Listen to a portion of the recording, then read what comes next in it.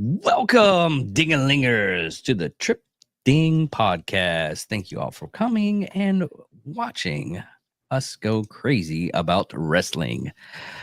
It's just going to be me and Trainwreck Trey, Madcap, even though I keep on forgetting to change my name per episode that I do. I never have to change mine. Yes, because you only do like one thing.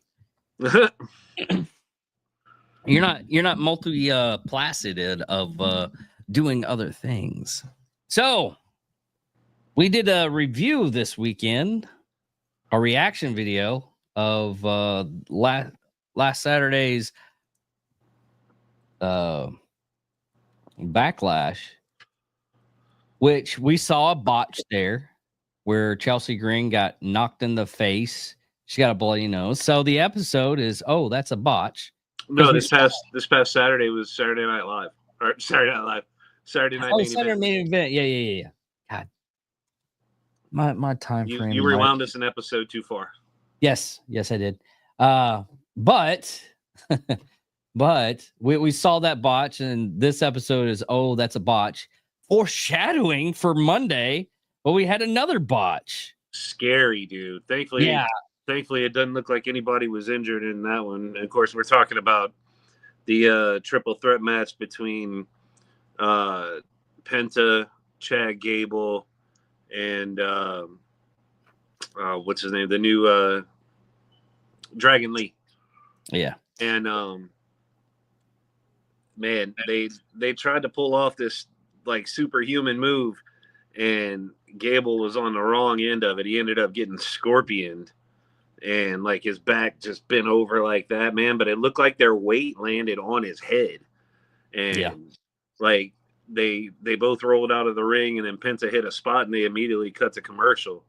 And I was like, oh my god, like dude, I hope he's okay. And I fucking hate that guy, but I hope he's okay. Yeah, we were talking before the show about how many botches there were in wrestling, and neck injuries are no joke. I mean, we had a botch a couple of weeks ago with Zoe, and she, if you go to her Instagram, it's showing that she's in a lead cast right now, all wrapped up and whatnot, because she botched and landed on her knee wrong. We both looked at that as it happened. We're like, oh, God. No, that, I mean, that wasn't her fault, I don't think. I think it was a timing issue, but ultimately her opponent wasn't where she was supposed to be. And that's why she ended up it looked like she almost tried to jump coast to coast. Yeah. No, that was supposed to be a meet me in the middle move. Yeah. Because think about it, if she'd have taken that drop kick where it happened at, she has no way to take that bump. She's going straight into the ropes. Yeah. And I think it's also she panicked a little bit when it did happen, because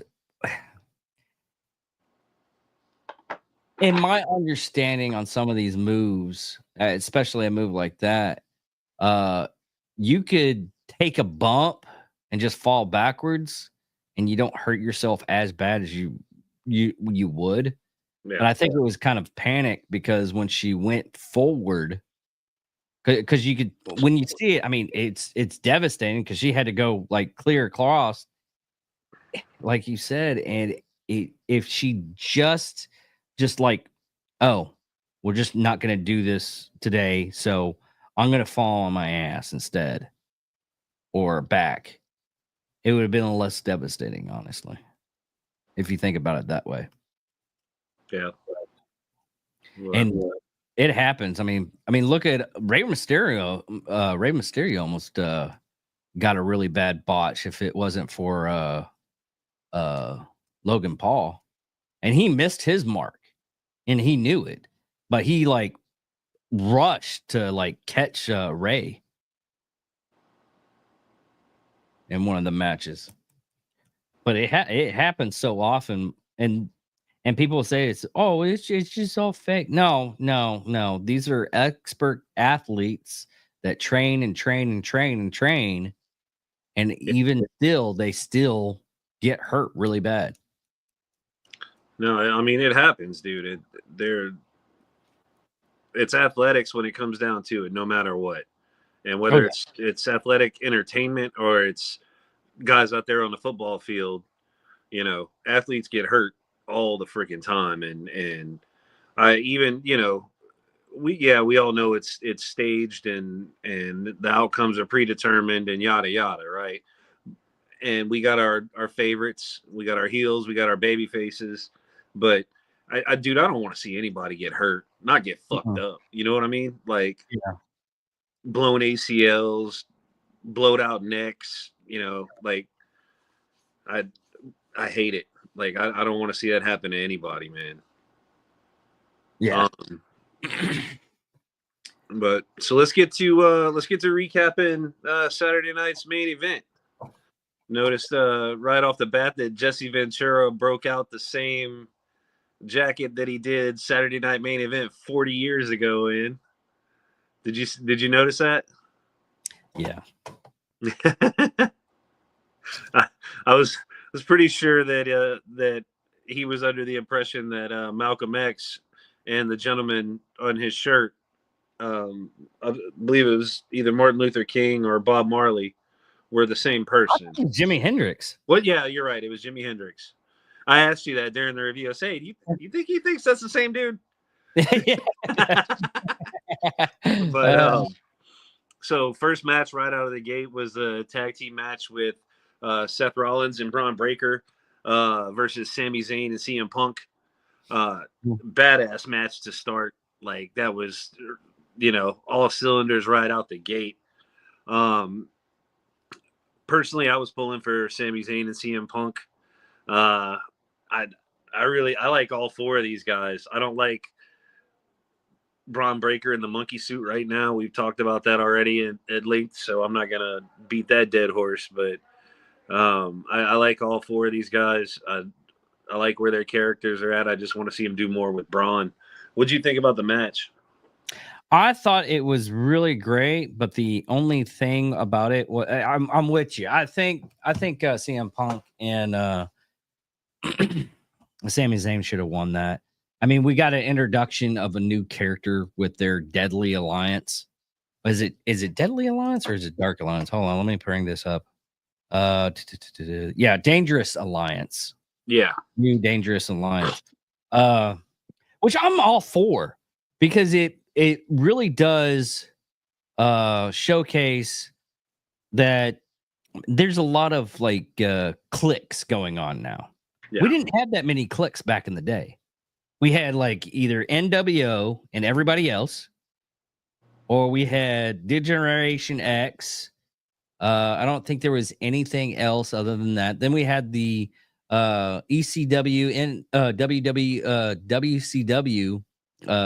group and the Alliance. And very now we got Judgment Day, Alpha Babies. Dude, nobody wrestles by themselves anymore. No.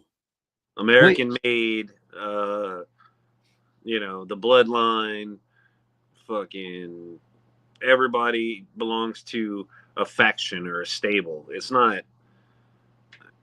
I don't like it. I don't like that aspect of it at all. I'm kind of with you on that part. That and just the Judgment Day. They're fucking gay. I hate everybody in the Judgment Day. Even Roxy. She hasn't won me over as a fan yet. Well, and going to Judgment Day didn't do her any favors, No. So, why do you think? I mean, even I played the 2K24, and they were doing factions in that. Yeah, it's the new norm, and I think what it is. I mean, there are some players that don't form anything. You got, and it's mostly women. CM Punk's not in a faction. Ripley is not in a faction anymore. She's on her own. But she has Rhea Ripley. I fucked that up, didn't I? Well, no, I'm not even talking about that. I'm sitting here trying to figure out where the hell this shadow's coming from on my neck. Oh, I'm looking. I'm like, dude, there's nothing blocking the light. Like, what is going? I forgot about that little box you added yes, last week. yes. The comment box. You're the only one that freaks out. Yeah, I was like, what the hell? Like, you want me to switch it up, put you first, and then me? No, it's fine, dude. I just now that I know what it is, I forgot about it that we had added that, and I was like, oh, there's a shadow here, and I'm like moving the laptop and stuff, and I'm trying to like, what the hell is a shadow? Yeah, but I don't know why nowadays that they don't feel like they can go on their own. I mean, there's very few. I mean, Jey Uso, Cody Rhodes, Gunther, who CM Punk, but he's kind of going in with. That's not really a faction. I consider that more of a tag team. Okay. I don't consider tag teams factions. Okay. You know what I mean? Like, no, I'm talking like 3 or more, like all these fucking yahoos in the Judgment Day that like don't fit anywhere else. Let's just throw them together and have them all be dorks together. Yeah. Or like all those guys in who are the faction that dresses up like American Gladiators? Oh, American Made. Yeah, those two guys have the fucking personality of this goddamn box sitting on my desk. 4. I mean, Ivy League. I thought it was hilarious. Chad Gable and oh no, I'm not talking about Gable. I'm talking about the other two guys. Yeah. Those two guys, they're what the fuck? That's why they're in a faction, because nobody would pay to see them wrestle. You really don't see that much of them. No, because they suck. Yeah. And apparently they can't talk either. Otherwise, they'd have them doing shit on the mic, you know. But they're filler matches. Those guys are in all the filler matches, which thankfully, going back to this 5-match format, like where Triple H has cut down on it, like we're not getting so many filler matches anymore. Still got to deal with the New Day, but you know, as long as they got straps, I guess I can't bash on them too hard and call them a filler when they're the champs. Yeah. Io Sky. She's another one that doesn't have any factions. Yeah. A lot of the females don't.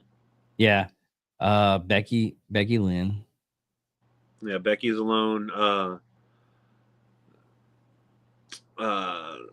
Lyra Valkyria, you know, she's by herself. Like, there's not a lot of them that are clicked up as far as the females goes. It's more the dudes, and I don't know if it's because the roster's heavy and it's just not been thinned out. I don't know. Well, I thought it was. I mean, no, What's the point of bringing Carlito back? I don't know. I guess because he still gets a paycheck. He might be on a legacy contract because he's been there for a while. Yeah, but his contract had to have run out. Hold on. No, legacy contracts are totally different.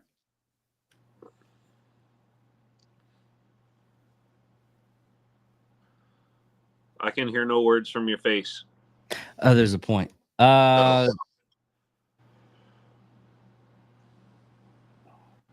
Carly. Okay, this is strange. Carlito is not currently under contract with WWE, although he returns to the company in a role featured in the member of Judgment Day.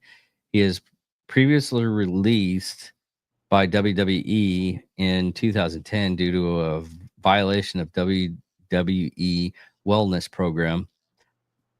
While he worked in the independent circuit, he is now primarily a member of Judgment Day and assists them in their backstage activities and appearing on TV. So I don't think he's on contract. Well, he's got to be under contract. He's not appearing for free. Yeah. Well, he has to be on contract. $99 in him. Like 90. He's making $900,000 per year. I don't know. Doesn't even eat the fucking apple anymore, dude. I don't get the Apple thing, anyways. It was just always his shit. You know? Well, Kurt Angle had milk. Yeah. So there's always that. You know, everybody had props. Hacksaw had the 2x4. Mm-hmm. Taker in the urn. Yeah. Stone Cold and beer. Yeah. But, well, would you consider a 4-wheeler his prop too? Because now he's I he's consider it a weapon after the last pay-per-view that he was on. Oh yeah. I'll ask for WrestleMania. Shit. All right, so back to this Seth Rollins and Braun Breaker match. Rollins and Breaker defeated CM Punk and Sami Zayn with some help from Bronson Reed, who has returned and looked like he was going to get into it with Breaker there at the end, but they pulled the old switcheroo on us, and Seth jumped in the way and gave him a hug, and then Braun shook his hands, and now I guess he's part of their alliance. Yeah, and Chino sent me a video of his worth ethics and stuff and his moves. Dude, he's beast. Yeah. Oh yeah. But what was the other matchup? What, the next match? Yeah. Oh, the next match was Zelina Vega and Chelsea Green. Where Vega, it was a shitty match. It kind of sucked. It was getting booed. But Vega hit a code red from the top rope for the win, and Chelsea had a bloody nose. Mm-hmm. It wasn't an exciting match, though. The bloody nose was from what? It was from a kick to Botch. the face. Yeah. Yeah. And you could, and we talked about it when we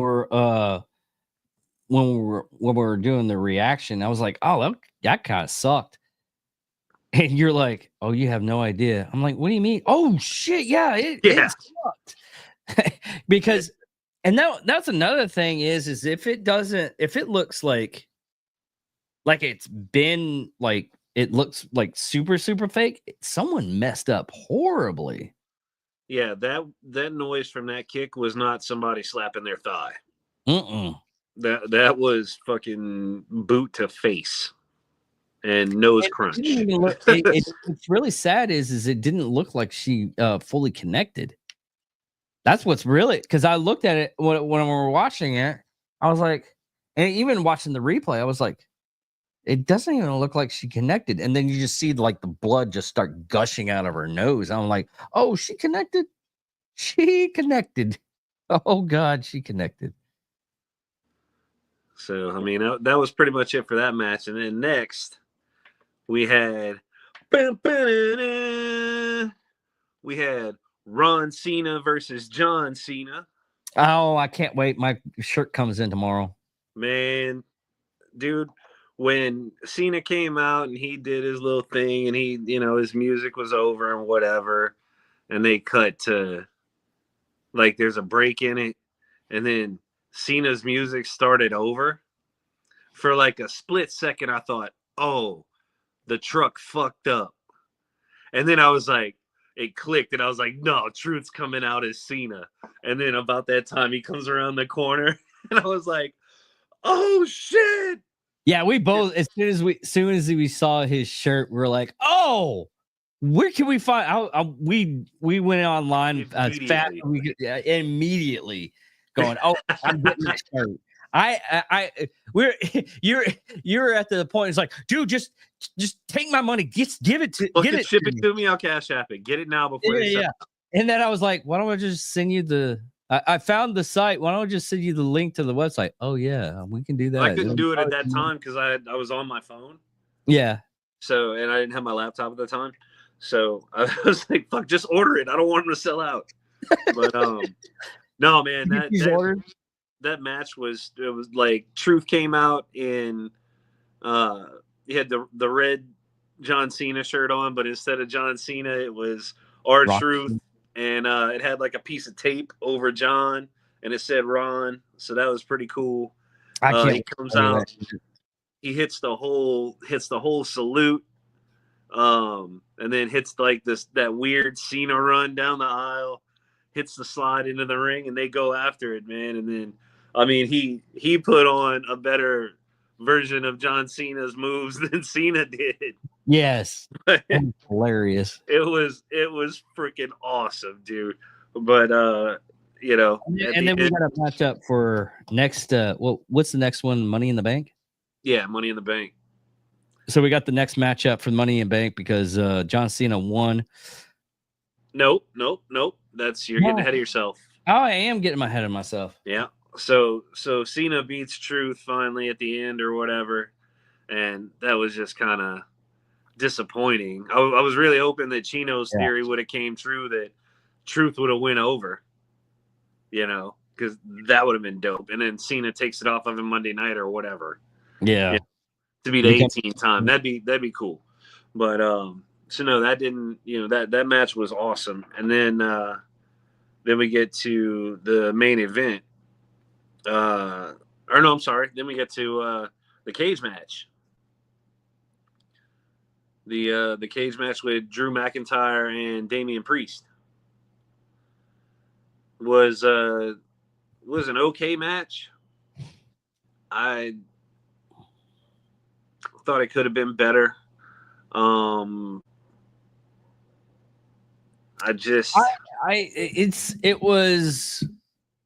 I think that's the end of their story, honestly. I hope so, man. It's getting worn out. Yeah, because if you think about it, how he ended that match, because he just casually walked out. Walking out, dude. I fucking hate that for a cage match. Jesse Ventura was getting in his ass about it too, you know, on the mic, but and I agree with what Jesse said. I don't. It's a cage match, man. You got to go over the top, dude. Yeah, but it's one of those things though that it embellishes the point of him getting over on McIntyre, because McIntyre is not going to, from what a lot of people are speculating right now, McIntyre is not coming on for a little bit after that match. Yeah. And I think it's because he's doing more commercials for The Rock. He's got to. He's got to, for, you know, people have to forget about that match, because he's kind of stuck. Like, what are we going to do with him? You know? Yeah. Now, I'd like to see Damian Priest get a push. I'm hoping he does get a push. You know, it would be. I mean, he's had pushes back and forth, so it's going to be one of those moments to where he's going to get that push to where he might get a title. We just don't know which one. Yeah. I mean, he's had titles, but we just don't know which one. Or he's gonna. Well, he won last year. Didn't he win last year of Money in the Bank? I'm not sure. Wasn't it? It was McIntyre that won and cashed in immediately that night, wasn't it? Or it was one of them. Okay. Damian Priest won the men's Money in the Bank ladder match on June 17th, 2024. And at the WWE Money in the Bank, he later cashed in his Money in the Bank contract at WrestleMania 40 to win the World Heavyweight Champion from Drew McIntyre. But I think he didn't win it. No, he did not win it, right? No, he did. He won the World Heavyweight Championship. I thought there was interference in that match. I may be thinking of a different match.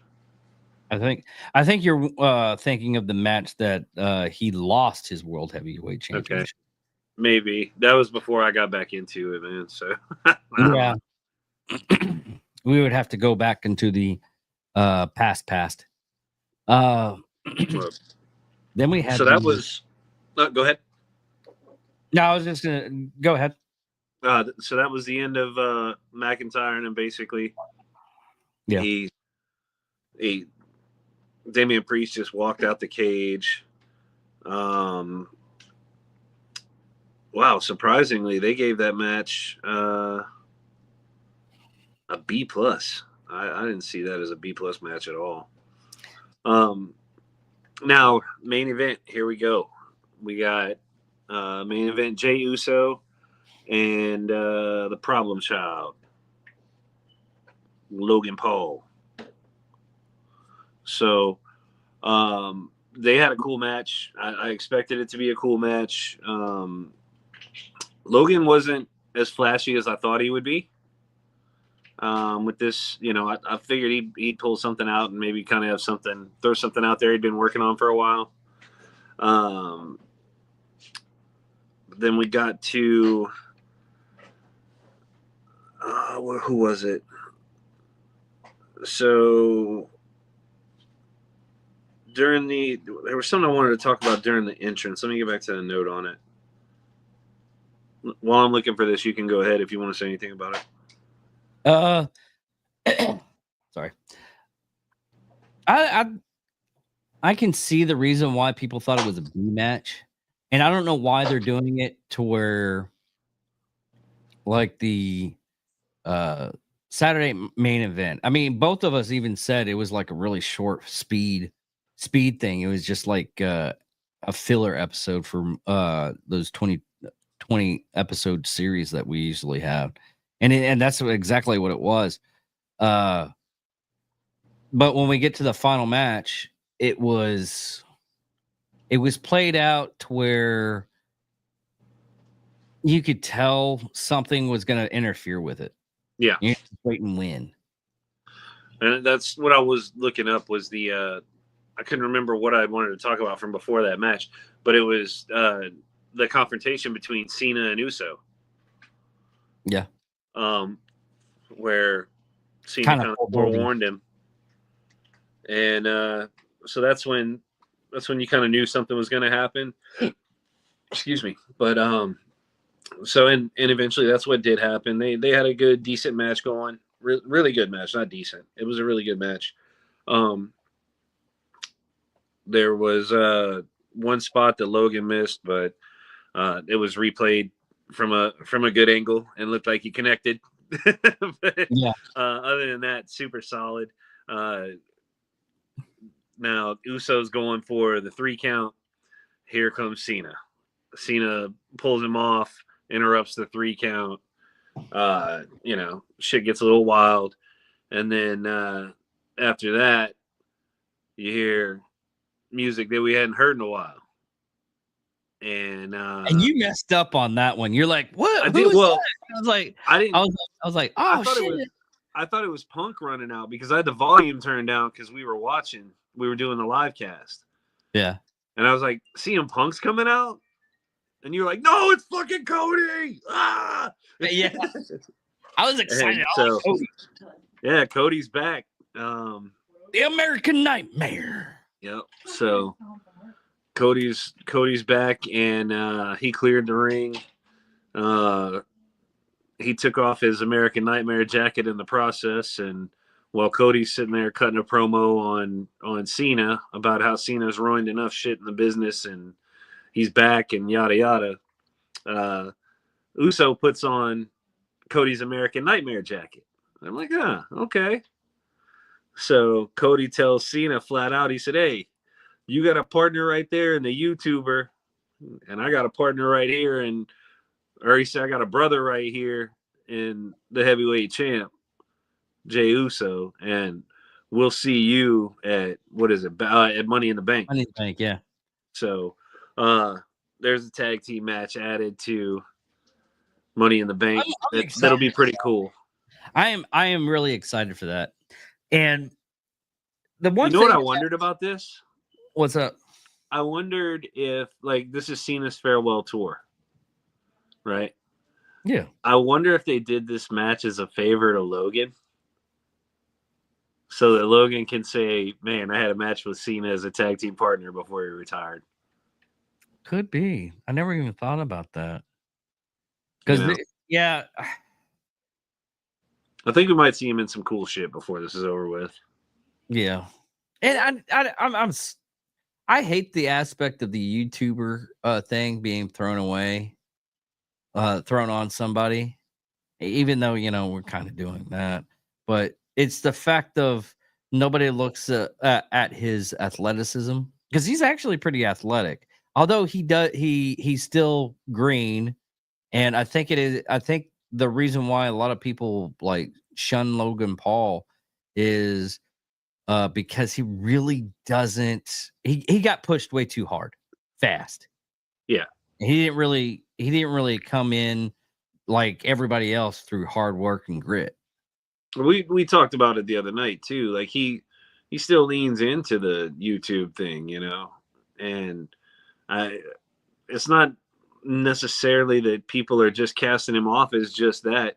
It's part of his. I think it's part of his gimmick at this point. Oh, Like it maybe has. when he came into wrestling, he was like trying to be like all legit and everything, whatever. But dude, there's no fucking way, you know. Like, okay, the perfect example: Lesnar coming from WWE and going into MMA. Do you think that people weren't gonna just label him, throw him off as the wrestler? Which even with his collegiate record, people still were like, "Oh, he's from that fake shit. This is where the real shit is." You forget yourself, sir. You forget yourself because he was What actually he went from WWE to the Vikings to the NFL? Yeah, and he got cut. to yeah, then back to WWE, Quick and trivia: then what was his number on the Vikings? shit, I have to look that up, motherfucker. 69. Was it really? Yep. I Rockmasters.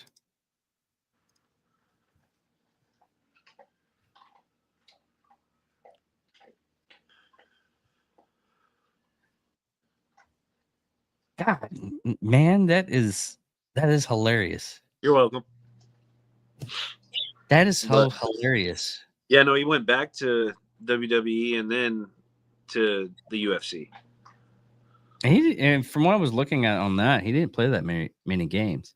No, he didn't. I don't think he played in like one or two preseason games. Then he got cut. That's weird. But But yeah, I mean, he's done everything that he's wanted to do as a athlete. yeah. But people, even people, when he came over, they were talking shit like, "Oh, he's just gonna be the WWE superstar or whatever. He's not gonna be. He's never gonna be a real UFC fighter." Oh, Guess and what? Knocked fucking Randy Couture out. yeah, Took the belt. You know. Then defended the belt against my favorite heavyweight of all time, Shane Carwin, who is on record as having the largest hands in the UFC. The dude wore a fucking 5XL glove. damn, Bro. it's huge. That's like, Yeah. I've got decent sized hands, right? yeah, And I shook this man's hand, and dude, I could have put both my hands inside of his palm. It was fucking crazy. But, he fought Shane won the interim title while Lesnar was out battling diverticulitis. Lesnar came back and took Shane out of the first round. Shane had never been out of the first round. Took him into the second round, and that's when Shane's body locked up on him. He had nerves lock up. Lesnar took him down and got him with a arm triangle. But yeah, man, I forgot that guy. I forgot Shane. How bad Shane was during that match because of that stuff. Oh, he locked up so bad. He shouldn't have been in there. No, that was my fucking guy, dude. Yeah. He contemplated surgery before. I used to talk to him and shit all the time. And we actually met through Twitter. But Sliding in his DMs. I So you did. buy into other things. That was back when like the UFC guys were just getting on Twitter and like the Yeah. Spike TV days and shit.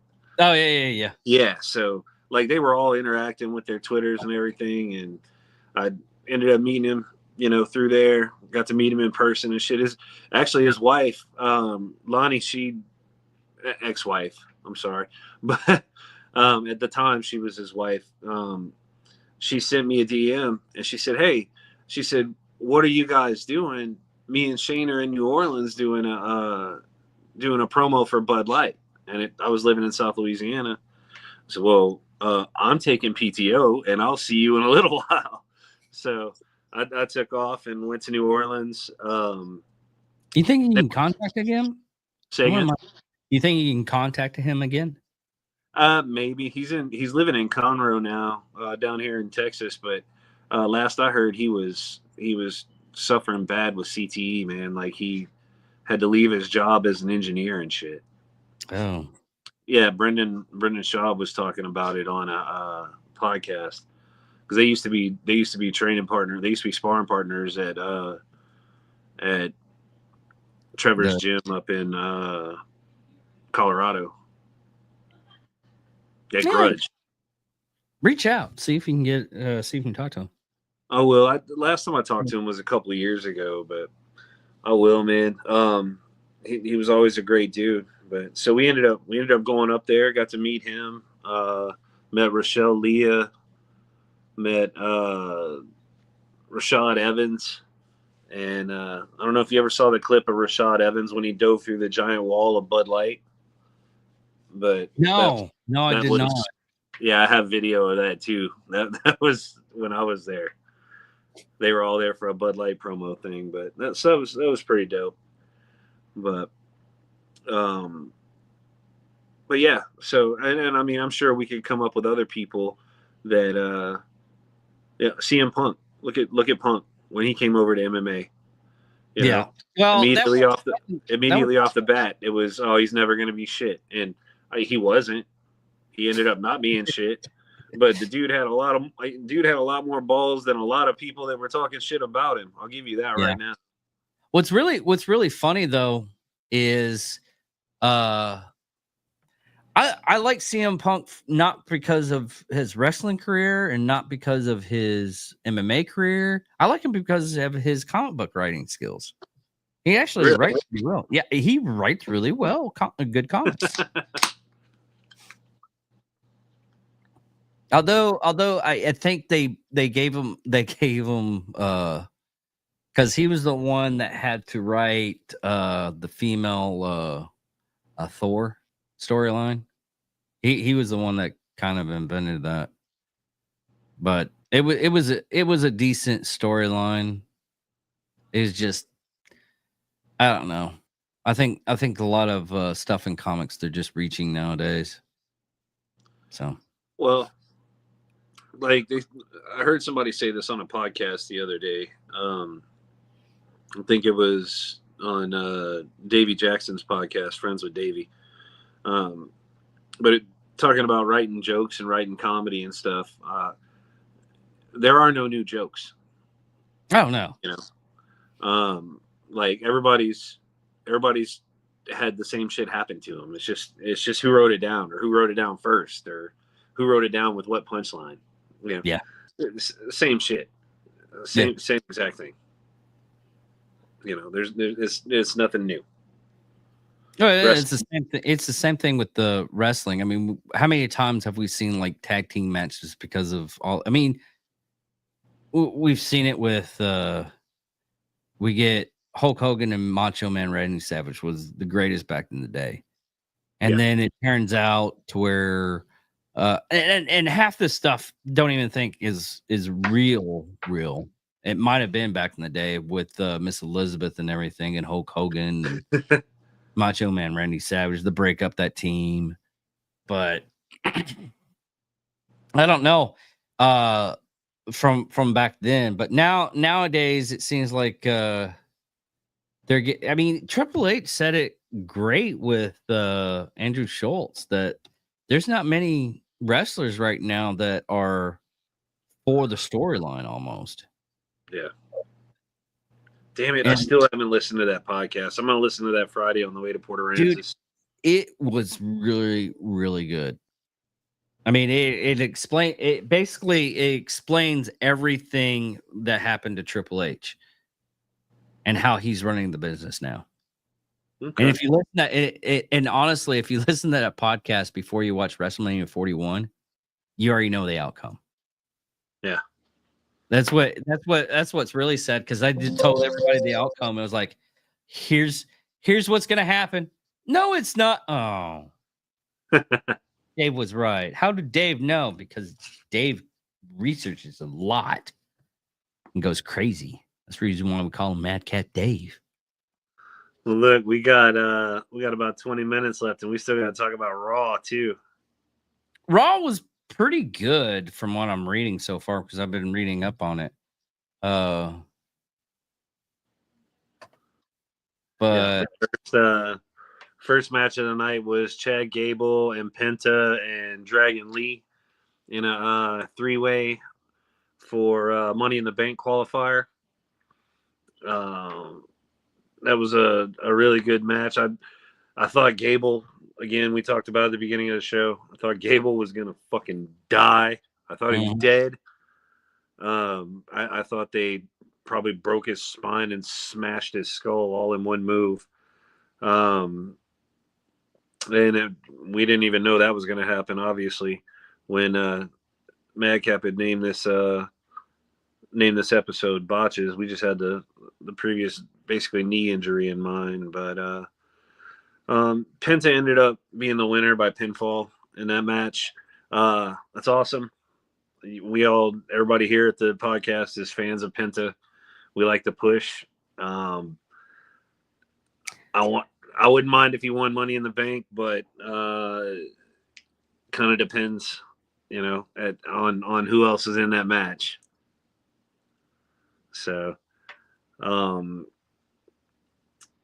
then very cool. After that match, they did a Memorial Day package. Honoring troops that had been killed in action. It was narrated by Cody Rhodes. So if you didn't get a chance to see Raw, I'm sure WWE has that up somewhere. Make sure you check out their little tribute. Say a prayer, drink a beer, do whatever you do, but make sure you honor those guys. Next match, we had fucking Rusev and Akira Tozawa. Hold on. You're forgetting something, sir. What's that? The Judgment Day Clubhouse. Finbar says he's focusing on getting back in business. WWE Intercontinental Champ Dirty Dominic Mysterio is playing a video game with Carlito. Roxy Perez walks in with the train of chicken nuggets because that's Dominic Mysterio's favorite food, if you keep up, and starts rubbing his shoulders when Liv Morgan comes in and says, Kamagawa, bitches. And Morgan doesn't like that what she sees. You said konnichiwa, bitches. Oh, konnichiwa. Anyways, Baylor is happy to watch the background. Morgan says Rodriguez has to keep her up to date with what's happening at the clubhouse, and it's interesting, and she'll address it later. But for now, she's going to Alan Pierce to get the Money in the Bank qualification match. Raquel Rodriguez laughs at Mysterio, and Baylor laughs and says it's great to have Morgan back. And Carly warns Mysterio not to eat Perez's nuggies. Finn Balor's eating this shit up, and as soon as he leaves the Judgment Day and quits with this corny Judgment Day shit, I will be a Finn Balor fan.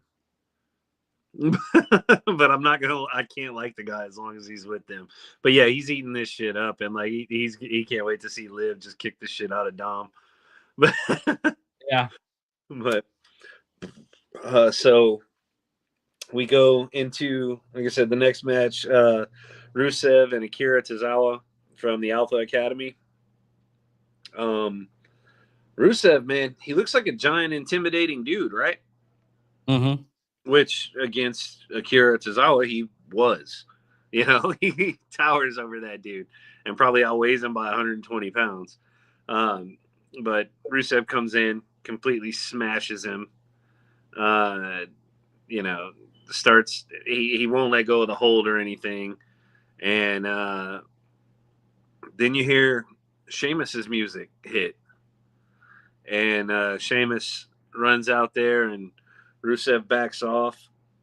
And Rusev just kind of, like, first they stand face to face. And that's when you realize, like, holy shit, either Rusev's not that big or Sheamus is a giant motherfucker, one way or the other. Because Sheamus towers over Rusev, like, big time.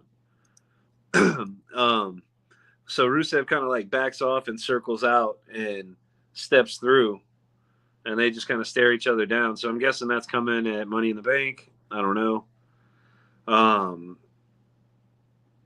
Then let's see. What do you got in notes for between segments there, between matches? Hold on real quick, because I got curious, so I'm looking at their heights.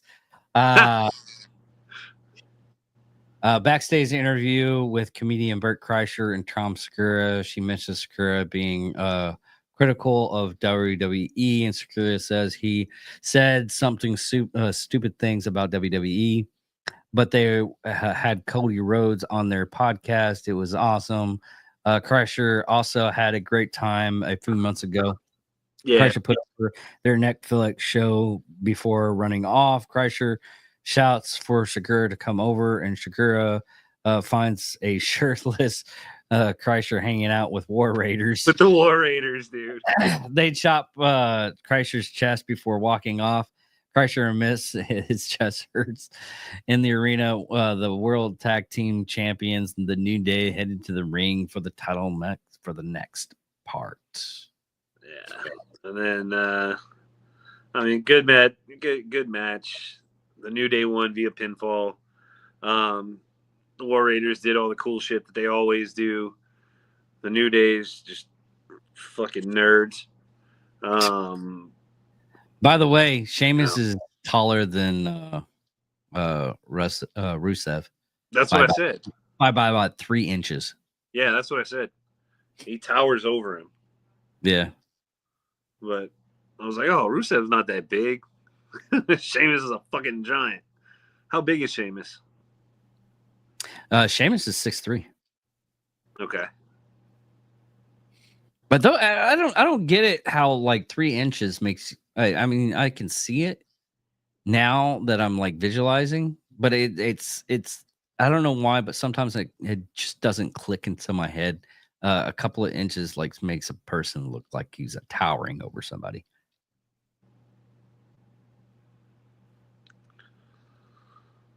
Next segment after that match, we had Gunther and, well, we had Jey Uso, who came out and then was interrupted by Gunther.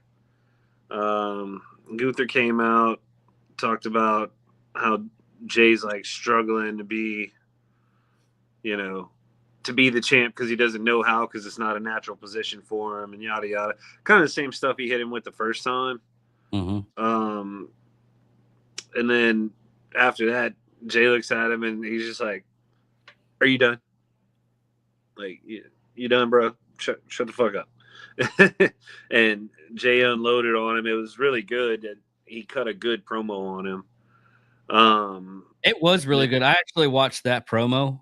Yeah. And it kind of remnants of Cody Rhodes. Yeah. Pulling a promo. And then they gave some promotion to Cody Rhodes' new podcast. What do you want to talk about? So I hear A couple of times I've been watching it, and it's only like 30 minutes, so I'm not listening to it up at work. But Yeah. his podcast is only like 30 minutes long. I have to have something that's at least like 2 to 3 hours. Yeah. I barely listen to Drinking Bros up at work anymore. But it's very short. I would I wouldn't even call it if you want to call that a 30 minutes of podcast, you can call it a podcast, but it's almost as bad as uh Morgan, fuck, what's her name? Forgetting about, and I listened to some of her stuff. What are you talking about? Megan Kelly. I'm talking about Megan Kelly. Her Oh, podcast yeah. usually every once in a while she'll have like a 2 hour one or an hour and a half one, but most of her stuff that goes up is like 15 to 20 minutes. Yeah, Hannity used to do that shit too. I can't stand those. I quit listening to those, dude. I'd just rather scroll through Fox News or flip Fox News on. Yeah. Versus getting just that. Then I gotta go to my phone again. I gotta find another segment. No. Yeah. Give me something I can listen to for an hour. You know? Or an hour and a half. Yeah.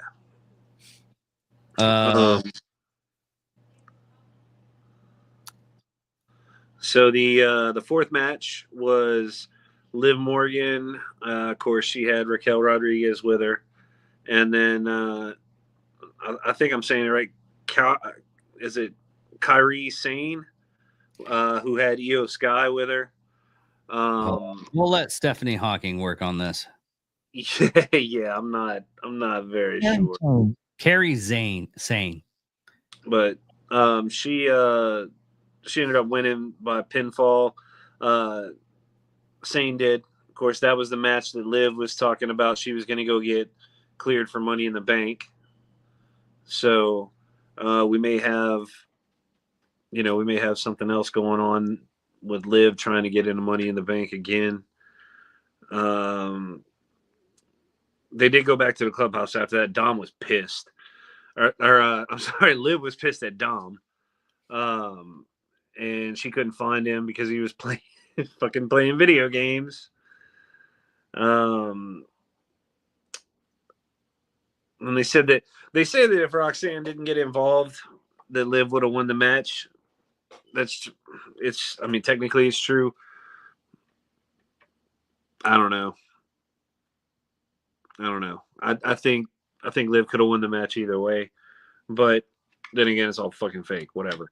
But I think that Liv definitely could have won the match. It was a good match. I'm not really the Raw overall up to this point was pretty good. Rhea Ripley cut a nice little promo after that match. Becky Lynch and Lyra Valkyria then had a segment. I like that. Did you watch that one? No, I'm looking at the notes on it. Okay, yeah. They came out, they talked some personal shit to each other. Becky said she was going home with her hot husband or whatever. I seen that. Yeah. And Valkyria goes out. What did she say? Who, Lyra? Yeah. She Lyra said, "Oh, your hot husband." She said, "You mean the only talented thing about you?" Yeah. And then Becky's like, "Ooh, why are you gonna make it personal?" Because you got bitch. But no, so that was a good little segment there between them. Then we found out that El Hijo del Vikingo, which is I don't know what Hijo means in Spanish, but something the Vikings put in his how you say that? Treabla mega championship on the line against Chad Gable, not Grande Americano. Yeah, but against Chad Gable. There's okay. From what I understand, there is for that Megan Champions, there's kind of a faux pas that's going around because that title actually was held by somebody, and they didn't, and WWE didn't hire him on. So that match isn't it's a match to where That's the one nobody that holds Eno the was title. talking about, where Alberto Del Rio. Yeah, there we go. He's El Patron now. Yeah. But yeah, obviously they're not hiring Del Rio back. They're gonna pay him out his contract and be done with him. But so yeah, Vikingo is coming over. You know, he's gonna be, I guess, one of the main crossover guys, and he's wrestling Chad Gable at Worlds Collide. So I think he's going. Chad Gable's not going to win that one, but it would be interesting if he did win it.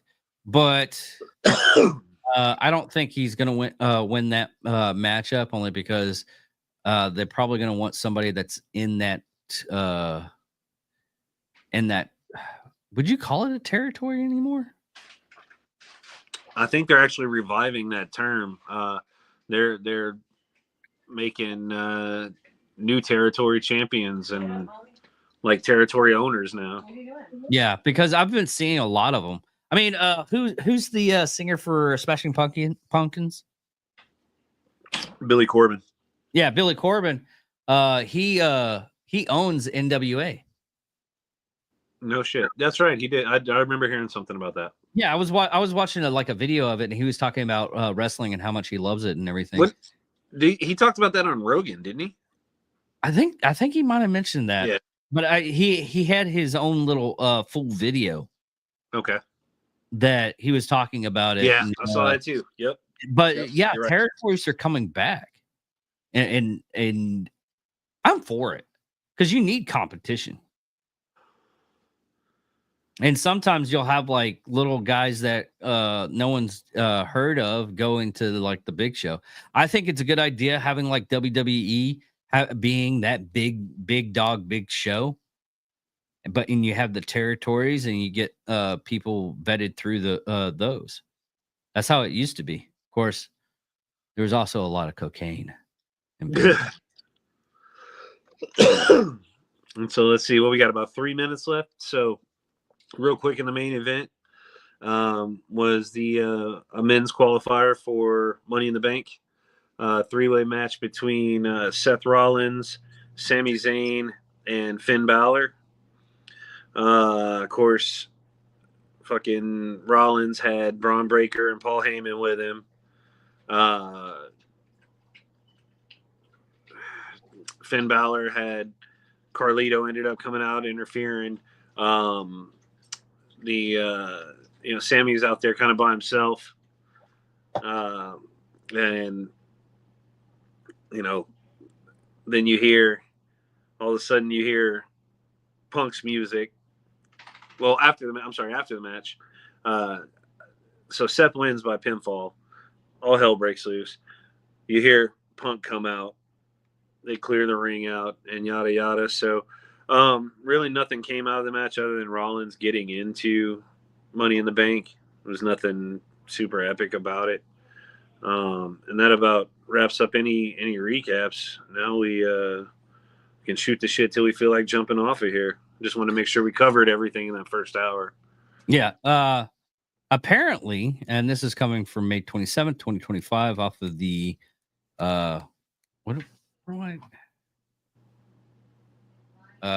Wrestle View. Jim Ross undergoes successful colon cancer surgery. Good. So good for him. And did we mention that on while we were shooting the shit before the show or during the show, that the guy that made Hulk Hogan's song died? No, that was before the show tonight. Yeah. What was his name? Let me find it. I can find it here in a second. No, that's the wrong spot. Rich Dillinger, Dan Ringer. Yeah. Passed away yesterday.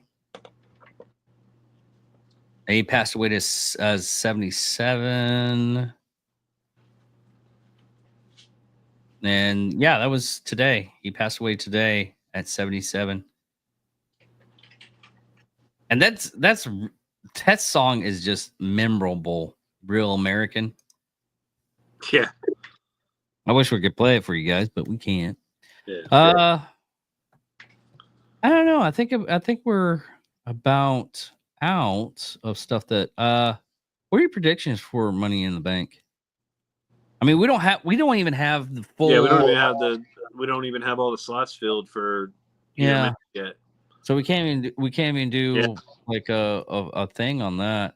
I think the Cena and Logan Paul versus fucking Uso and Cody is going to be a badass match. I hope so. I'll give you that prediction. I think that's going to be fucking litty titty, my friend. I don't know. Here lately, John Cena, every now, if he feels that he's working too hard, he gets out of the ring. You notice that? Here lately, he may leave Logie out there to dry. We don't know.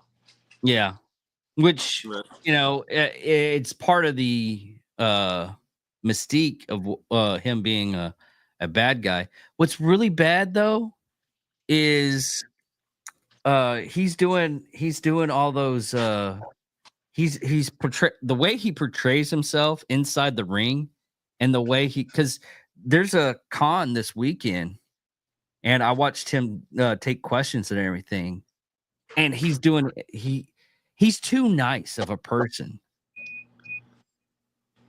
to do those interviews and to turn heel, honestly, because he does not keep kayfabe at all. Because during the interviews, he's yeah, buddy, we'll do blah blah blah blah blah blah blah. But once he's in the ring, he's like, "Fuck you, fuck you guys, I hate every one of you. You're horrible." And then you see him on, like, I've seen him so many times on YouTube at events doing questions and everything, and he's just the nicest person. Even during WrestleMania WrestleMania 41. I think he was doing an interview that Saturday with everybody, and he's like, you know what, bullying works, guys, because I'm going through the surgery to get my freaking bald head fixed up. Bullying works. You guys are right. Gee golly gosh, everybody. I mean, I agree, but for other reasons that we won't discuss because this is not a political show. Yeah. I definitely think we should bring back bullying. But all right, so I'll go ahead and handle the outro.